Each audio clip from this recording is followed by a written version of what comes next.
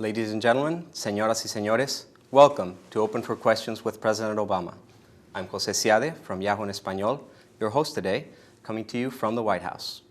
I'm honored to be joined today by industry colleagues Karina Medina from MSN Latino and Gabriel Lerner from AOL Latino and HuffPost LatinoVoices. And sitting next to me, a man that needs no introduction, President Barack Obama. Thank you so much, Jose. Thank you for having me. Thank you very much, sir, for sitting down with us today. We received hundreds of questions from our audience, from our U.S. Hispanic audience across the country, and we've brought some of those questions in today so you can address them. Excellent. Look forward to it. Very well. Let's jump into the first question from Claudia in California. President Obama, there are many illegal aliens currently in the U.S. that can contribute much to the country and cannot do so because of their status. What are you currently doing, and what still needs to be done in order to reform immigration laws and solve this issue? Well, I appreciate this, Jose. Obviously, this is an issue that I've been working on for years. When I was in the U.S. Senate, I was a co-sponsor of comprehensive immigration reform. I have voted for comprehensive immigration reform, and our administration consistently has supported the basic concept that we are a nation of laws, but we're also a nation of immigrants, and that immigrants continually have strengthened America's economy, America's culture, and that we have to create a system that works for all of us.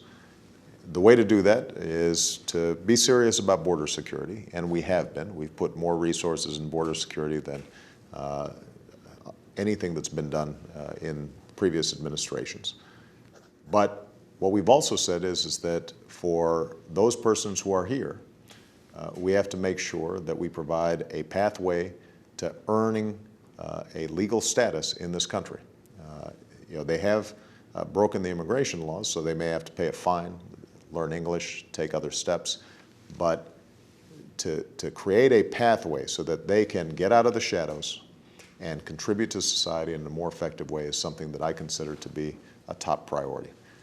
And we can do it in a way that is compatible with our tradition of everybody being responsible and following the law. Now, to do that, we've got to get legislation through Congress. And in the past, we've seen bipartisan support for comprehensive immigration reform. Unfortunately, over the last several years, what you've seen is the Republican Party move away from support of comprehensive immigration reform. It used to be that we had a lot of Republican sponsors for the DREAM Act, which would allow young people who have grown up here as Americans and did not break laws themselves, but rather were brought here by their parents. They should be studying, serving our military, contributing to our society, starting businesses. We used to have Republican co-sponsors for the DREAM Act. Now we don't. So our biggest challenge right now, the vast majority of Democrats are supportive of comprehensive immigration reform, but given that the Republicans control the House of Representatives and that we need 60 votes in the Senate, our key approach is trying to push Republicans to get back to where they were only a few years ago. In the meantime, what we're trying to do is to manage the enforcement of our inadequate immigration laws in a way that is humane and just. So we've tried to emphasize making sure that we're focusing on violent criminals, people who are a threat to society and threat to our communities for deportation, and sending a clear signal that our enforcement priority is not to chase down young people who are going to school and who are following all the other laws and are trying to make a contribution to society. But until we get an actual comprehensive immigration law passed through Congress, we're going to continue to have some of the problems that we've been seeing. Just a follow-up, Mr. President. You just mentioned the enforcement of immigration laws in the subject of deportations. Mm-hmm. And you said that many of those, or it's aimed at criminals. But until now and until recently, it hadn't been just criminals or a majority of criminals, those that have been deported. And also, you have been deporting much more immigrants than the previous administration did in 8 years. So laws didn't change, enforcement was done even then. Why that emphasis on deportation during your administration? Actually, what happened, if you look at the statistics, two things happened. Number one is that there was a much greater emphasis on criminals rather than non-criminals. And there's been a huge shift in terms of enforcement, and that began as soon as I came into office. That change has taken place. Secondly, the statistics are actually a little deceptive, because what we've been doing is, with stronger border enforcement, we've been apprehending folks at the borders and sending them back. That is counted as a deportation, even though they may have only been held for a day or 48 hours, sent back. That's counted as a deportation. So we've been much more effective on the borders, but we have not been more aggressive when it comes to dealing, for example, with DREAM Act kids. That's just not the case. So what we've tried to do is, within the constraints of the laws on the books, we've tried to be as fair, humane, just as we can, recognizing, though, that the laws themselves need to be changed. And I've been unwavering in my support of changing the laws so that we're strong on border security. We're going after companies that are taking advantage of undocumented workers, paying them sub-minimum wages, and not respecting workplace safety laws, but also saying that we've got to have a pathway to citizenship and for legal status for those who are already here and have put roots down here and are part of the fabric of our community, because we actually believe that they can contribute to our economy in an effective way. The other thing that we want to emphasize is, for those who have an ambition to start a business, entrepreneurs, young people who have gotten college degrees or advanced degrees, for us to train them here in the United States and then send them back to start businesses elsewhere makes absolutely no sense. The history of many of our biggest businesses is they were started by immigrants who came here seeking opportunity. And we want to make sure that both in terms of people who are here doing jobs that other folks may not want to do, but also people who have extraordinary training and can create jobs for all Americans, that we are giving both of those folks opportunities. So my first question comes from Esther Polanco, and it was submitted on MSN Latino. Mr. President, your proposed jobs bill addresses tax breaks for small businesses and the repair of infrastructure like roads and bridges. But that seems like a short-term solution to a much larger problem. With the unemployment rate among Latinos at 11.3% across the nation, what do you plan to do for the remainder of your term, and if re-elected, to ensure that large factories and Fortune 1000 companies begin hiring again? Well, obviously we're going through the worst financial crisis and recession since the Great Depression. It has been a worldwide phenomenon. It's not just here in the United States. And some of the challenges that we've had over the last several months actually have to do with the fact that in Europe we haven't seen them deal with their banking system and their financial system as effectively as they needed to. The changes that have taken place in the Middle East sent oil prices up, and that gave a shock to the world economy. So there are a lot of forces at work here that we have to address. But my main goal has consistently been to get the economy growing again and putting people back to work. Now, we've created more than 2 million jobs over the last 18 months in the private sector. The problem is we lost so many during the recession back in 2007, 2008, that we still haven't gotten back to where we need to be, and unemployment is still far too high. What the Jobs Act does is a couple of things. Number one, it, yes, puts people back to work, rebuilding roads, bridges, schools. Those infrastructure projects could employ a lot of construction workers, including a lot of Latino construction workers who were laid off after the housing bubble burst. And so that could significantly reduce unemployment in that sector. it says that we're going to rehire teachers. And the Latino community obviously is deeply concerned about education. A lot of schools are understaffed in Latino communities where the young population, the youth population is growing rapidly. Putting teachers back to work is not only good for employment, but it's also good for training our young people. The tax breaks that we give, there are 250,000 Latino small businesses. They hire a lot of people. And if they are getting significant tax breaks, that gives them more capital. It allows them to expand their businesses, grow, and potentially hire more workers. And the bill also addresses summer jobs for disadvantaged youth. It also provides unemployment insurance for those who are still looking for work. So this is not a small piece of business. It's estimated that if we pass the jobs bill, we would expand the gross domestic product by about 2%, and you would see 1.9 million people potentially find jobs as a consequence of this bill. So it would significantly reduce the unemployment rate. You're right, though, that the long-term challenge is how do we create an economy that is more competitive, more productive, and is employing more people.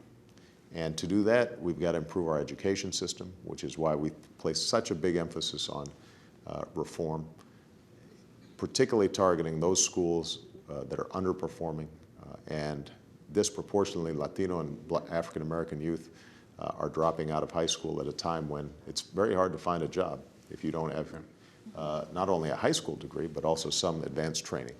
So that's been a big emphasis. Because of the work that we did to change how the student loan program worked, instead of going through banks, it's now going directly to students. We've freed up about $60 billion that we're going to be able to provide for Pell Grants and scholarships.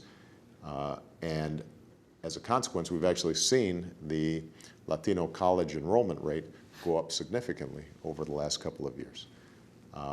We're still going to have to rebuild our infrastructure, even though what we've slated is just what we can do over the next year, year and a half.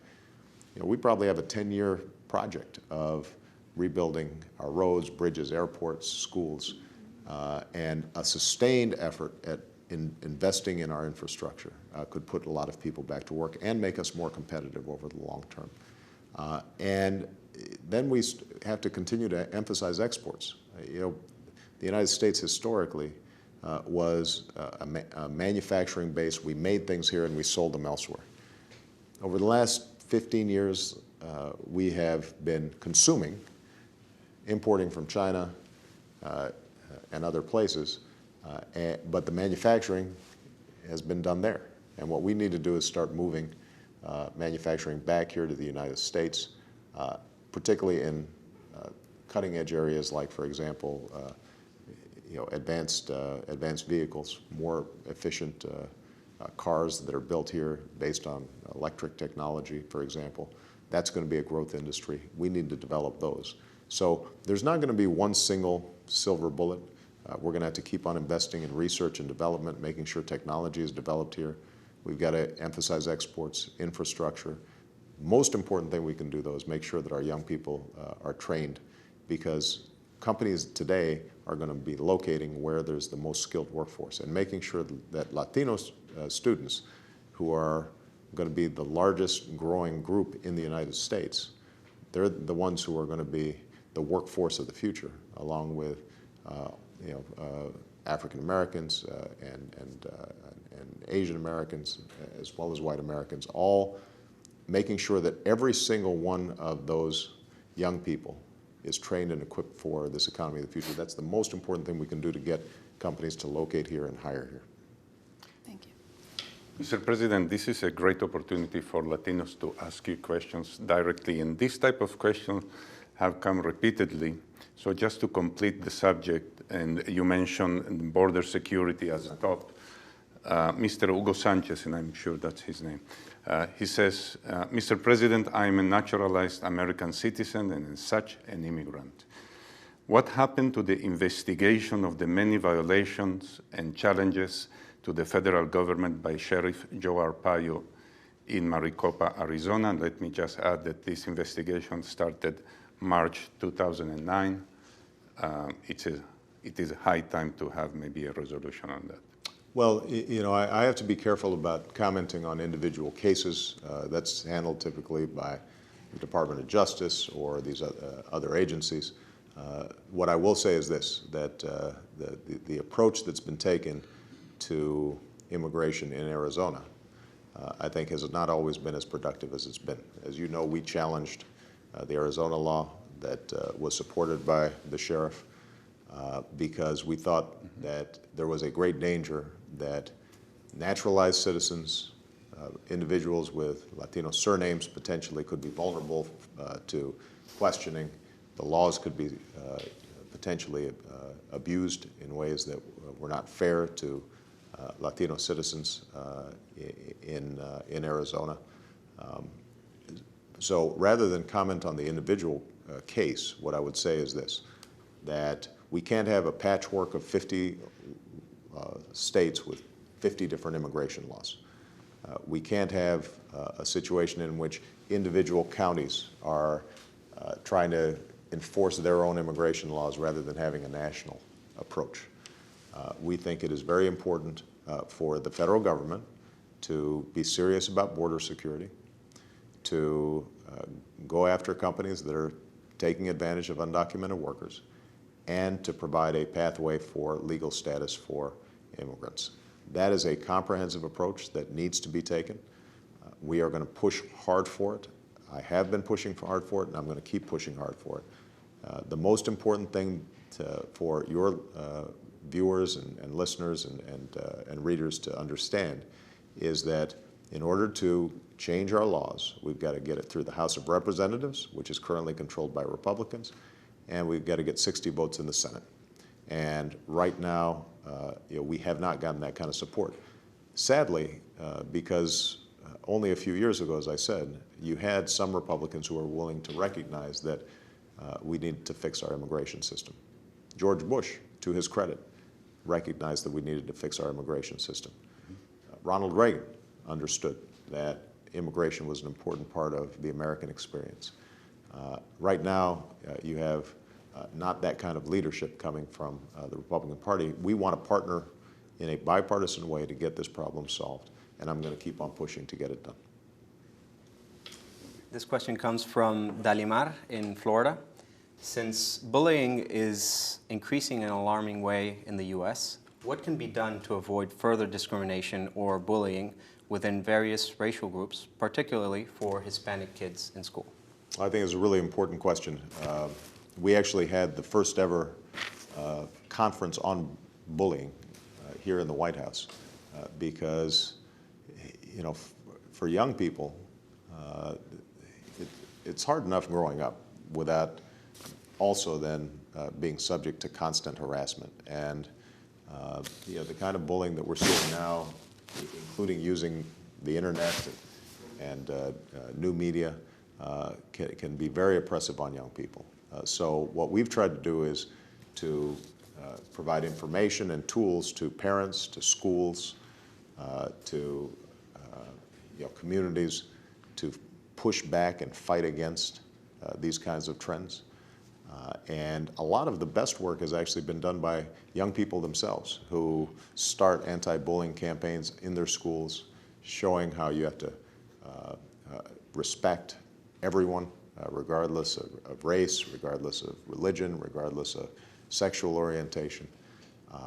And when you get a school environment in which that's not accepted by young people themselves, where they say, we're not going to tolerate that kind of bullying, that usually ends up making the biggest difference because kids react to their peer group more than sometimes they do adults. And what we need to do is make sure that we're providing tools to schools and to young people to help combat against bullying.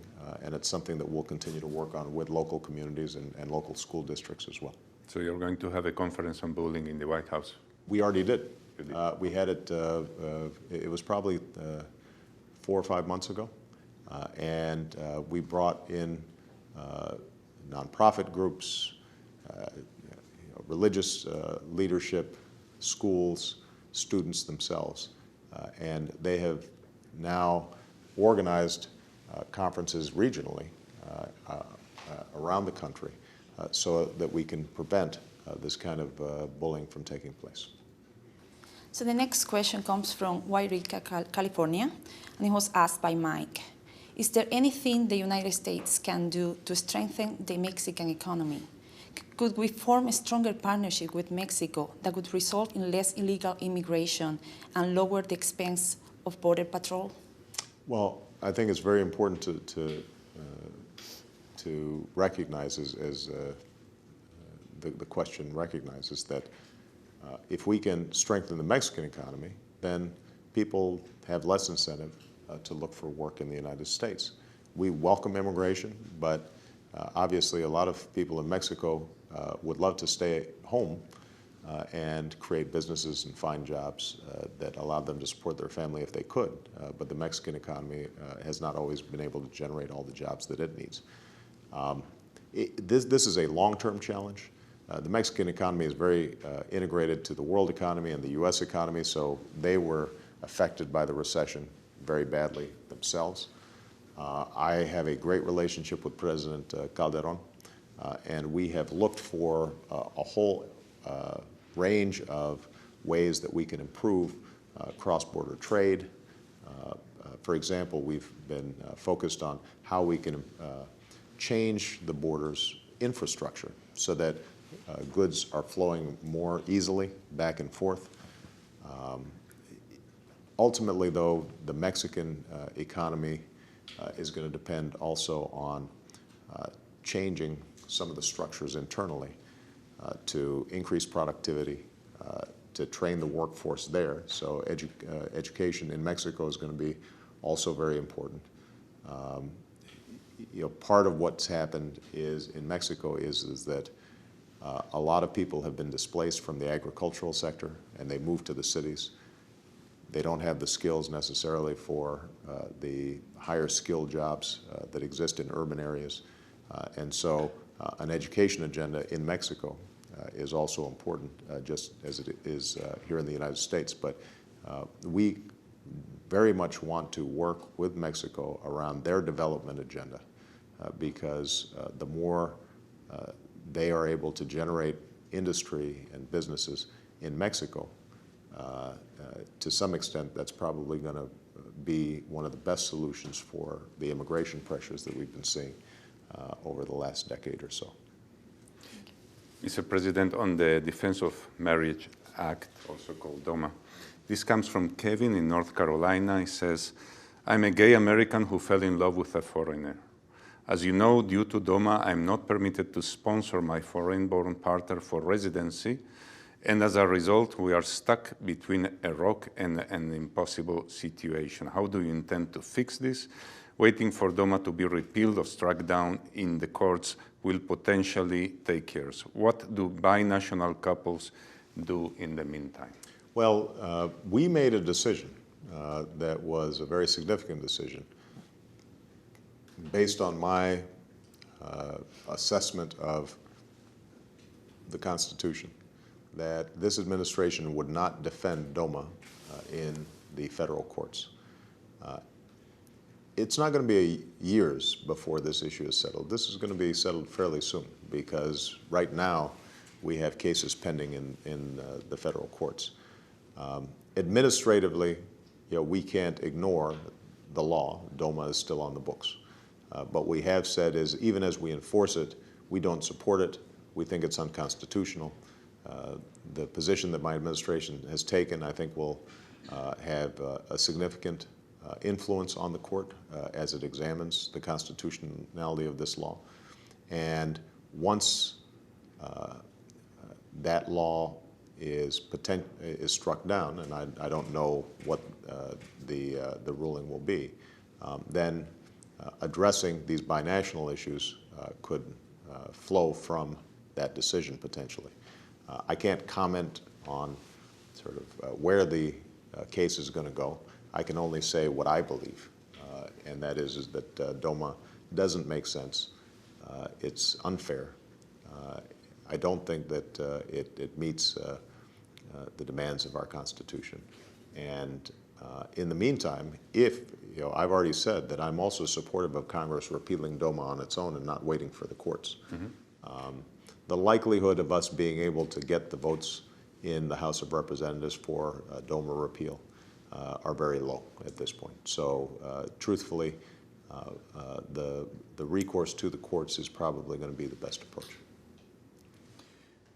Me again, on the DREAM Act that you mentioned before, and this is like a statement from Cesar in New York City. He says, Mr. President, I am an undocumented law graduate from New York City. I'm just writing to say that your message that you do not have a dance partner is not a message of hope. A real dancer goes out on the dance floor and takes out his or her dance partner. You are just waiting. You have the facts, number, dollars, and votes on the side of granting administrative relief for dreamers. We are doing our part. It is time to do yours, Mr. President. I just have to continue to say, this notion that somehow I can just change the laws unilaterally is just not true. We are doing everything we can administratively. But the fact of the matter is, there are laws on the books that I have to enforce. And I think there's been a great disservice done to the cause of getting the DREAM Act passed and getting comprehensive immigration passed by perpetrating the notion that somehow by myself I can go and do these things. It's just not true. Now, what we can do is to prioritize enforcement, since there are limited enforcement resources, and say, we're not going to go chasing after this young man or anybody else who's been acting responsibly and would otherwise qualify for legal status if the DREAM Act passed. But we live in a democracy.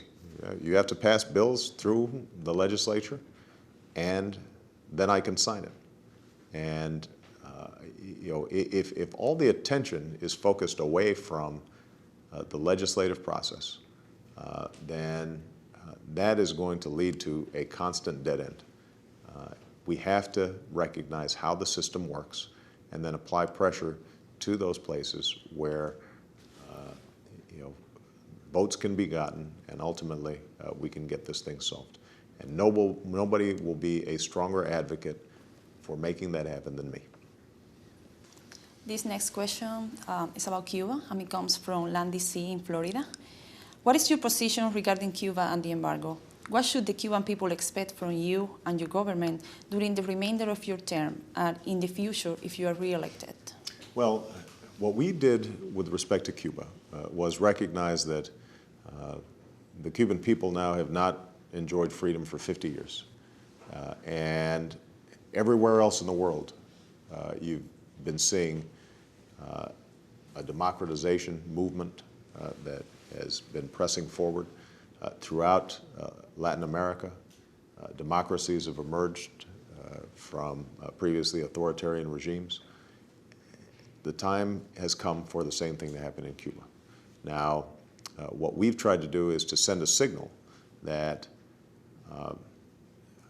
we are open to a new relationship with Cuba if the Cuban government starts taking the proper steps to open up its own country and its own democracy and provide the space and the respect for human rights that would allow the Cuban people to determine their own destiny. I changed the remittance laws so that family members could more easily send money back to Cuba, because that would give them more power and create an economic space for them to prosper. Within Cuba, we have changed the family travel laws so that they can travel more frequently, as well as laws that relate to educational travel. So we've made these modifications that send a signal that we're prepared to show flexibility and not be stuck in a Cold War mentality dating back to when I was born. On the other hand, we have to see a signal back from the Cuban government that it is following through on releasing political prisoners, on providing people their basic human rights in order for us to be fully engaged with them. And so far, at least, what we haven't seen is the kind of genuine spirit of transformation inside of Cuba that would justify us eliminating the embargo. I don't know what will happen over the next year, but we are prepared to see what happens in Cuba. If we see positive movement, we will respond in a positive way. Hopefully, over the next 5 years, we'll see Cuba looking around the world and saying, we need to catch up with history. And as long as I'm president, I will always be prepared to change our Cuba policy if and when we start seeing a serious intention on the part of the Cuban government to provide liberty for its people. But that's always my watchword: are we seeing freedom for the Cuban people to live lives of opportunity and prosperity? If we are, then we'll be supportive of it. So those conditions will suffice? Human rights, free political prisoners, no demand for a change in the economic structure, for example? Well, it's very hard to separate liberty from some economic reforms. If people have no way to eat other than through the government, then the government ends up having very strict control over them, and they can be punished in all sorts of ways for expressing their own opinions. That's not to say that a condition for us releasing the embargo would be that they have a perfect market system, because obviously we have trade and exchanges with a number of countries that fall short of a liberal democracy. But there is a basic, I think, recognition of people's human rights that includes their right to work, to change jobs, to get an education, to start a business. So that some elements of freedom are included in how an economic system works. And right now, we haven't seen any of that. But let me just say this. Obviously, if we saw a release of political prisoners, the ability for people to express their opinions and to petition their government, if we saw even those steps, those would be very significant. And we would pay attention, and we would undoubtedly re-examine our overall approach to Cuba if we saw a serious movement in that direction. Mr. President, this question comes from Karina in Ohio. Mr. President, what is your strategy to stop the flow of weapons bought with drug money in the U.S. and then sent to Mexico, especially after what happened in Operation Fast and Furious? Well, this is a great challenge, and I've been the first one to admit, I've said this publicly in bilateral meetings with President Calderon, that there's a two-way street in terms of the problems of transnational drug operations. The Mexican government, I think, has been very courageous in taking on these cartels at great cost, obviously, with respect to violence in Mexico. That's the right thing to do. We have to be a more effective partner in both reducing demand for drugs here in the United States and for stemming the flow of weapons and cash that help to finance and facilitate these cartels. So we're working very hard to have a much more effective interdiction effort of south to north, or north to south traffic than we have in the past. So we are checking southbound transit to try to capture illegal guns illegal cash transfers to drug cartels. It is something that we have been building over the last couple of years. It's not yet finished, and there's going to be more work to do. Part of the issue here, obviously, is budgetary. At a time when the federal government is looking for ways to save money, we're going to have to figure out ways to operate smarter and more effective in our investigations without a huge expansion of resources, because those resources aren't there. And in terms of the demand here in the U.S., what kind of efforts? With respect to demand in the U.S., our drug czar here in the United States, I think, has done a very good job working with schools and local communities, working with local law enforcement to try to continue to reduce drug demand. One of the things that I've always believed is that, and this is reflective in my administration's policy, is that we can't just think about this as a law enforcement issue. We also have to think of it as a public health issue. If you think about the enormous changes that have been made in terms of people's use of tobacco, for example, that wasn't because of they were arrested. It was also because young people were taught that smoking was bad for your health, that it didn't make you cool. There were public service announcements, right? So, I think taking a comprehensive approach that includes interdiction and law enforcement, but also takes into account public health strategies, treatment.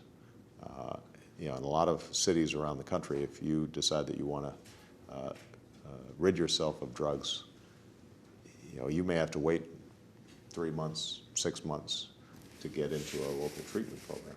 Well, that's not going to be particularly effective. So what we've been trying to see is, can we get more resources into treatment, more resources into a public health approach, even as we continue to target the cartels, the drug kingpins, those who are really responsible for perpetrating the drug trade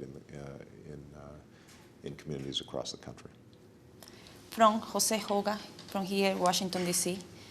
President Obama, what do you believe is the greatest challenge that the Hispanic community faces in this country, and what can we do better to prepare our children to take full advantage of the great opportunities this country offers?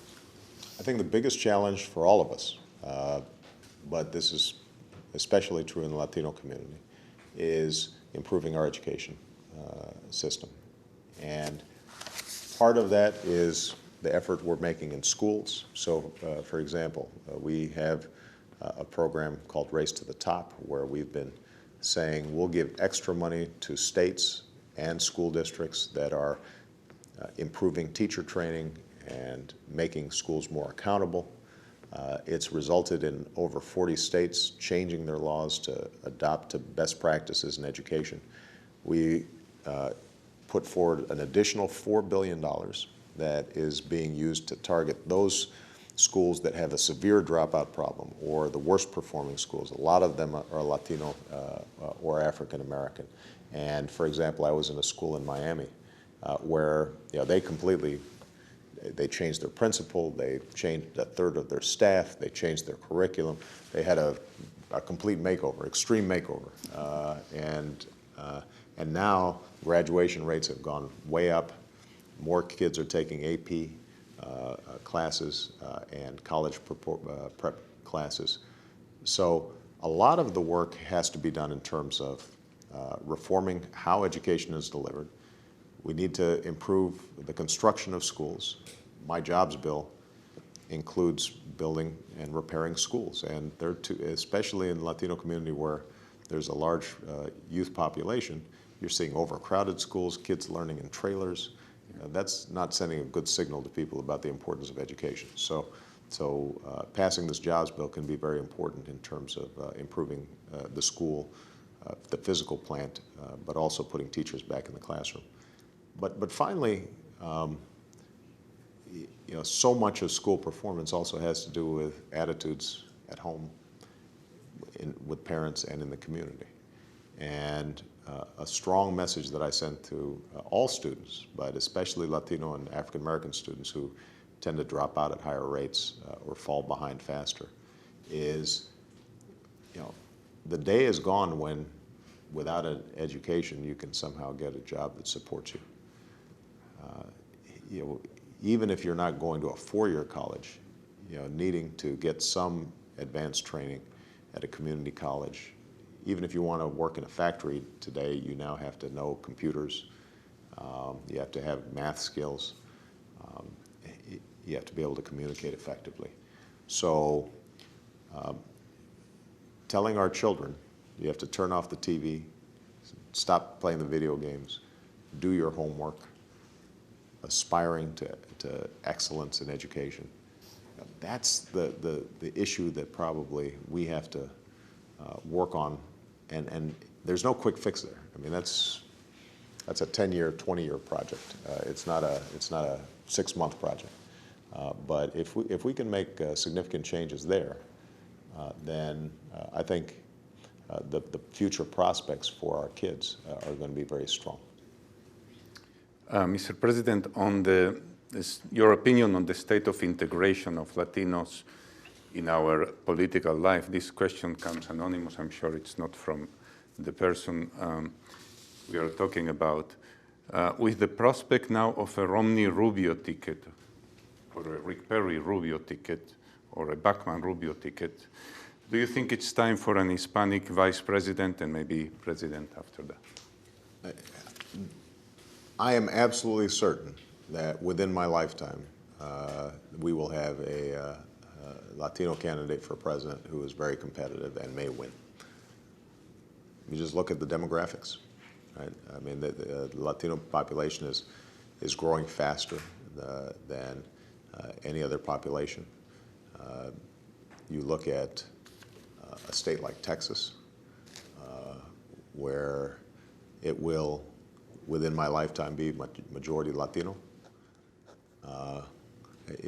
With numbers comes political power. Now, the challenge, I think, politically for Latinos across the country is, are folks registering? Are they voting?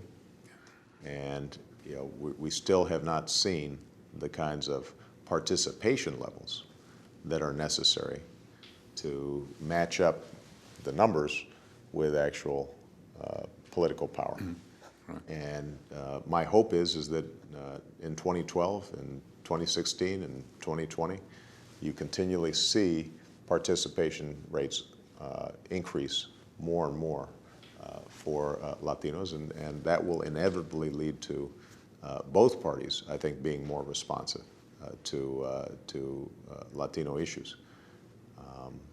If you're voting at a low rate, then you are giving up some of your power. If you're voting at a high rate, then you're going to have more influence, and that's true of every single group. The political system tends to be more responsive to the needs of seniors than it is to the needs of youth, and there's just one reason for that: because seniors vote at much higher rates than young people do. And the same is going to be true with respect to Latino voters. If they are voting at higher rates, then not only will you elect more Latino officials, but non-Latino officials will also be more responsive. Mr. President, this question is from Haiti in Florida. How do you propose to improve healthcare in the U.S. and ensure that all Hispanics have affordable access to it? Well, I don't just propose, we've actually done. I mean, the Affordable Care Act, the health care reform that we passed in 2010, is going to provide 30 million people who didn't have health insurance access to health insurance. A disproportionate number of those people will be Latinos, who are the most likely to not have health insurance. So this is hugely important to the Latino community. Even now, already, even though the law will not be fully implemented until 2013, you already have evidence that over 1 million young people are now having health insurance through their parents' coverage, and so their insurance levels have increased. People with pre-existing conditions in various states are able to access health care for the first time. But ultimately, what we're going to be doing is setting up by 2013, so in the next year and a half, 2 years, we are going to be having exchanges where everybody who doesn't have health insurance will be able to buy the same kind of health insurance that members of Congress get. And if they can't afford it, the premiums, then they will get subsidies and they will get help from the government in order to be able to purchase that insurance. And that will make a huge difference in the Latino community. And if you have insurance, then you're less likely to develop preventable diseases. The rates of diabetes and heart disease and other preventable diseases in the Latino community are way too high. So having regular checkups, preventive care, all that can actually, over the long term, reduce our costs of care because people don't show up at the emergency room. They've actually been able to treat their potential illnesses much earlier. So this is probably the last question because we're running out of time. So it comes from Jose Serrano, and it's about Puerto Rico. Mr. President, during your visit to Puerto Rico, you mentioned that the Congress will consider action on the island status as soon as there is a clear winner from the voters. What percentage of votes or what other requirements are needed in order to establish a clear winner from a referendum? Yeah. Well, I don't have a particular number in mind. I think that the key here is that the status of Puerto Rico should be decided by the residents of Puerto Rico. And so the issue for us is if the plebiscite, if the referendum that takes place in Puerto Rico indicates that there's a strong preference from a majority of the Puerto Rican people, I think that will influence how Congress approaches any actions that might be taken to address status issues. If it's split down the middle, 50-50 or 51-49, then I think Congress's inclination is going to be not to change, but to maintain the status quo until there's a greater indication that there is support for change.